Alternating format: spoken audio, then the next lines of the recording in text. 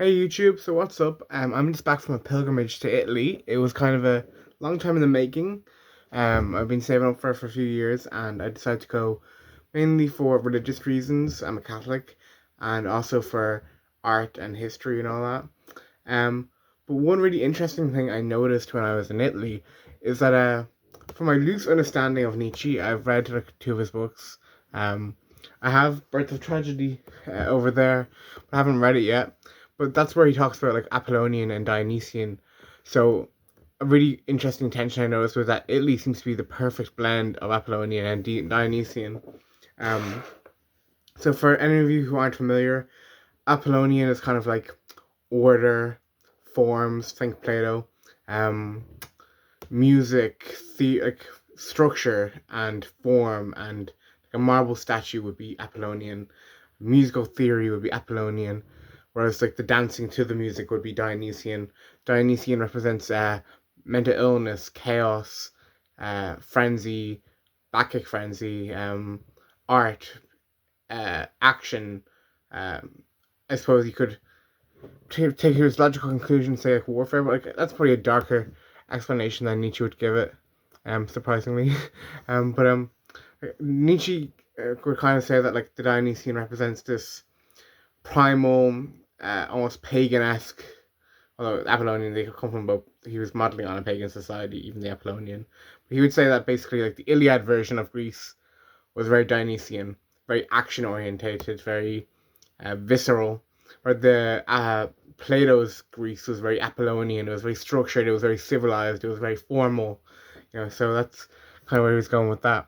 So when I was in Italy, I kind of noticed that it's the perfect contrast to both of them. You know what I mean? So like you have the Catholic Church on one hand, everywhere dominating. You've nuns and priests walking around everywhere. You have these grand churches, these beautiful mosaics, and the structure of the Catholic Church kind of pervades the city of Rome. Okay, maybe I'm talking specifically about Rome when I talk about all this. I did notice Naples was a bit different when I was in Naples than Rome. Obviously, it's a different part of the country. But I'm specifically talking about Rome more so. So Rome is like the structure of the Catholic Church.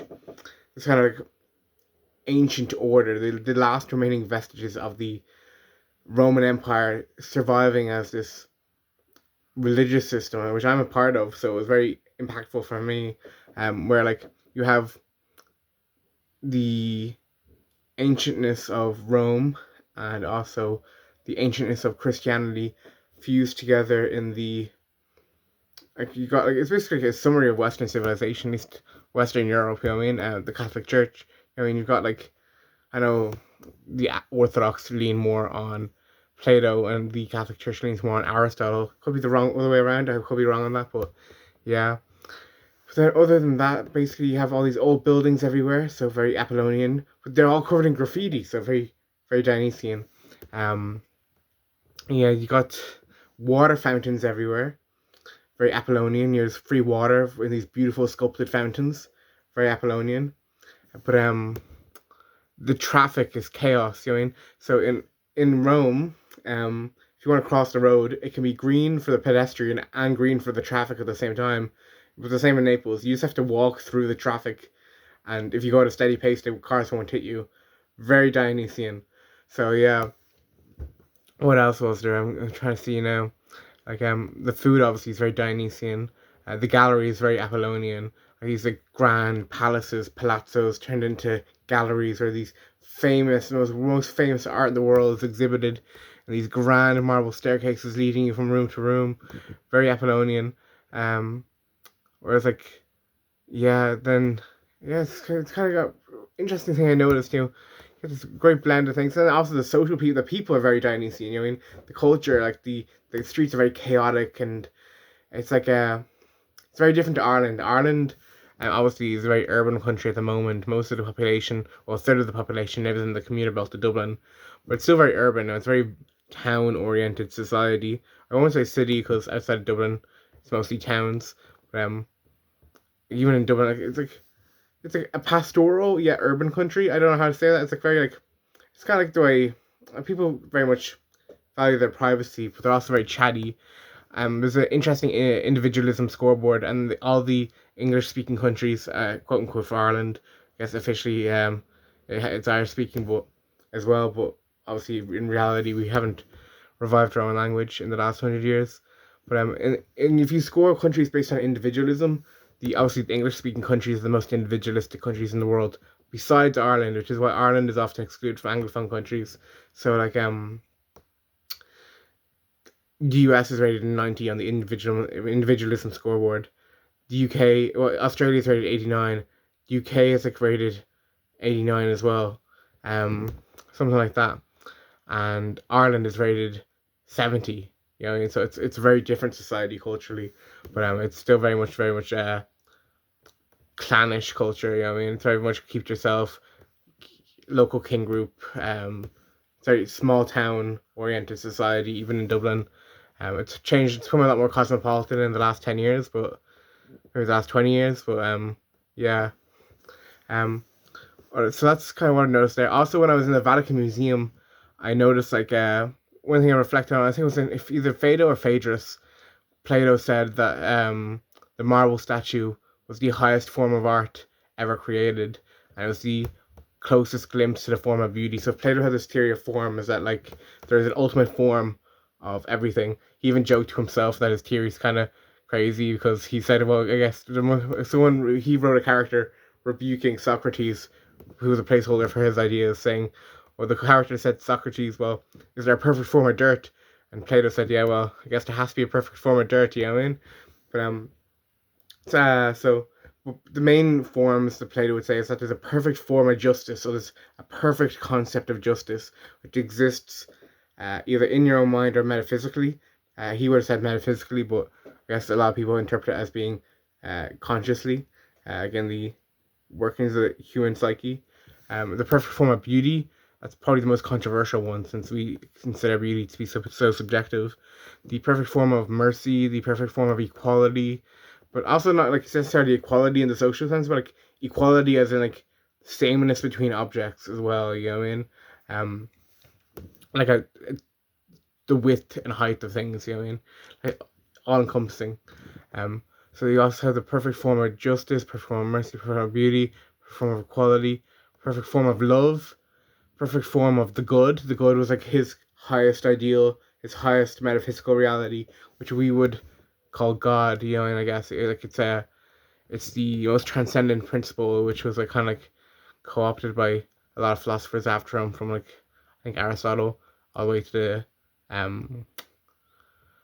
Stoics. And I think that's where we kind of get the idea of the logos from, the organizing principle of the universe, which obviously for me as a Catholic, that's Jesus Christ. So the Mediterranean world is kind of like really interconnected. Yeah, I know I'm very sporadic thinker, but it's just how I think. So you have to cope with it. But like it's really interesting because you know, I mean, without Christianity and Greek philosophy were kind of the two powder kegs that created the society, which, despite the awful things the West has inflicted upon the world and the awful potentiality of technology and warfare as we go forward in the future, there's a progress there that like it's kind of unnatural. You know what I mean? Like humanity progresses naturally over the last few thousand years, but the rapid rate of progress is like a powder keg, in my opinion, anyway, between Greek philosophy and Christianity. Like these two systems really bounced well off each other. You know, I mean, like they very much complemented each other, which is why they were so quick to fuse. But I guess, you know, they were from the same locality, you know, in the same area, the Mediterranean and all that. You know what I mean? And obviously, Israel was occupied. Well, it would have been called Roman Palestine and Judea back then, but it was occupied by the Roman Empire. So there's a lot of cultural mixing. Like Jesus would have spoke a bit of Greek, maybe not fully fluent, but obviously in his divine form, he was fully fluent in every language. But you know what I mean? But again, I think there's like a deeper. I was going to say something about the form of beauty in terms of the Vatican Museum that I went to. Anyway, I'll get back to that. But if you look at like Socrates, he had this voice in his head which he called his daemon. Now, daemon is like a intermediary spirit in Greek mythology that connects. It's where we get the form demon from, but it's like really in Greek mythology. It would have been just like a spirit which connects a spiritual realm to this realm, like a personal guardian or a tormentor. Either one, it's a morally neutral entity. Anyway, Socrates had this daemon, that's what he called it, and basically it rebuked him whenever he was doing morally wrong and corrected him. He basically formed his entire moral philosophy as, well, not moral philosophy, it was Socrates. So I think it was Aristotle was more of a moral philosopher, but Socrates kind of was fully formed by this voice in his head. You know what I mean? It's really interesting. You know what I mean? Like we say it was like that, like a guardian angel or something. You know what I mean? Like I don't know, that's maybe a controversial take, but like these it's like kind of like a Joan of Arc situation. You know what I mean? It's like a miraculous occurrence in human history, which ended up totally shaping all of human thought, and it perfectly created a philosophy which could be used to make sense of the developments in Christianity over Judaism, that help people make sense of maybe the Christophanies in the Old Testament. You know what I mean? So I think it's very interesting. Yeah. But that's just me being a nerd. Anyway, I was going back to form of beauty.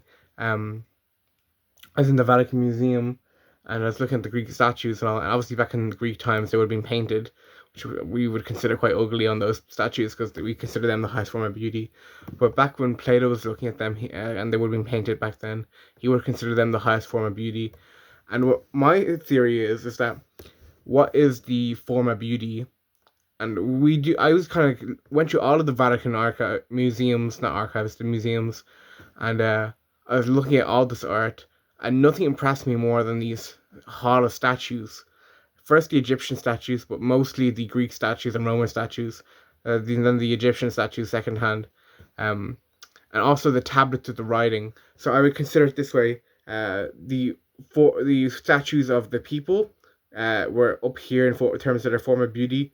Statues of the anthropomorphic animals from Egyptian mythology were here, their form of beauty, and the calligraphy, not writing, but calligraphy was here in its form of beauty.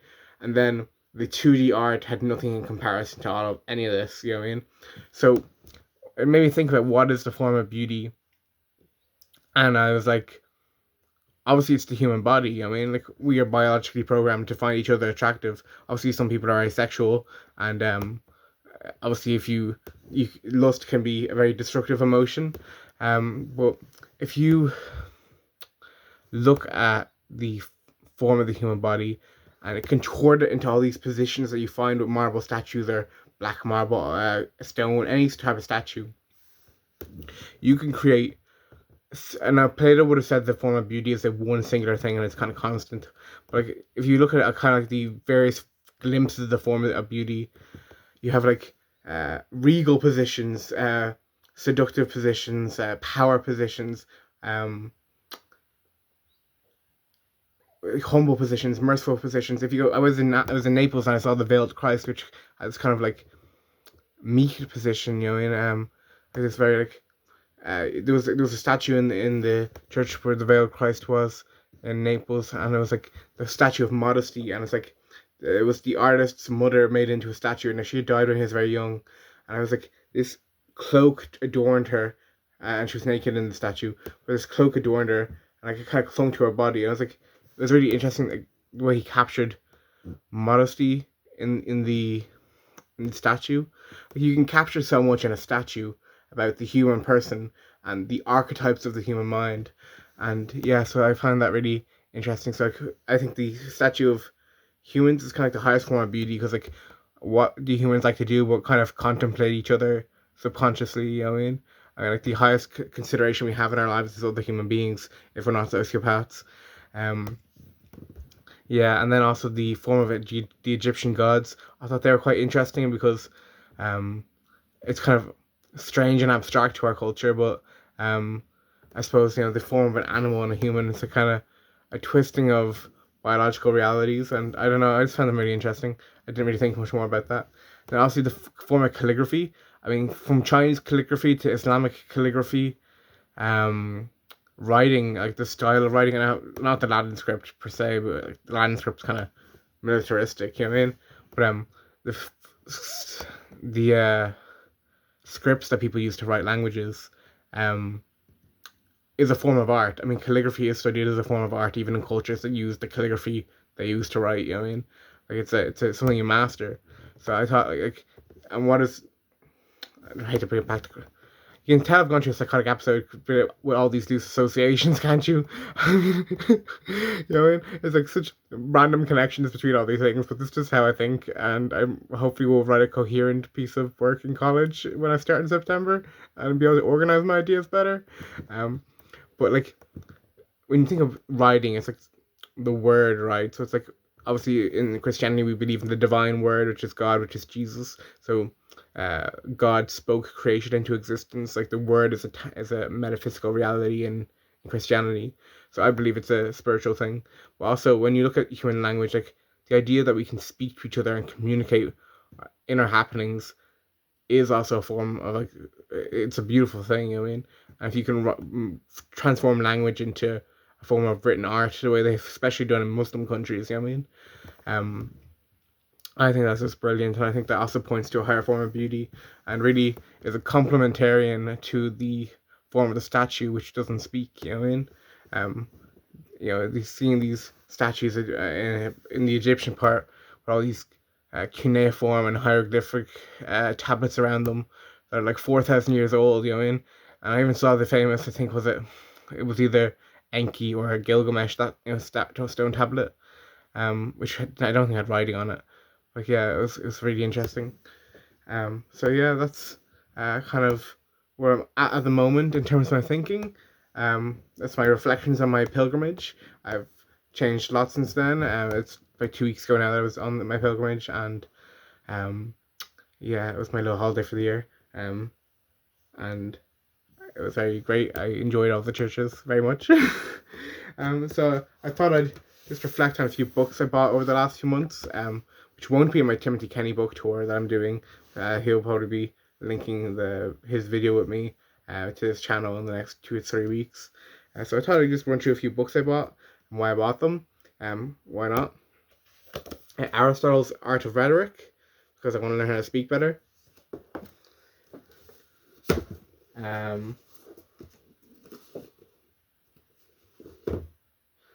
Cicero's On Duties, which is a guide I have of moral living, written to his son, I think, who was living a very wild partying lifestyle in Athens while Cicero was a politician and lawyer in Rome. And also On the Orator, his guide to public speaking. The Loeb editions, Timothy Kenny will be very proud.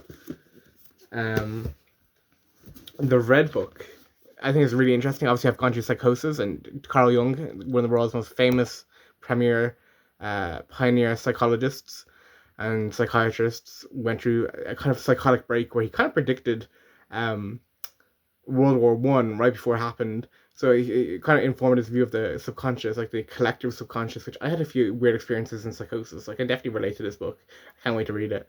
And he also kind of explores in this book concepts like the spirit of the times versus the spirit of the depths. The spirit of the depths is like this kind of Brahman like existence where like I think a lot of cultures point to like this kind of like primordial or primeval, is it, kind of existence where like good and bad exist as this one concurrent reality that is like dominates and emanates everything else from it.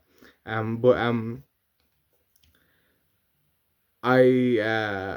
he calls it the spirit of the depths. He says it's like the deepest, most primeval thing that exists, and the spirit of the times is like the current zeitgeist, if you will. So that's kind of these subconscious archetypes were kind of speaking through him in this madness in this book. And he was still continuing his career as a psychiatrist when all this was going on and working, I think, in field hospitals in World War One or something.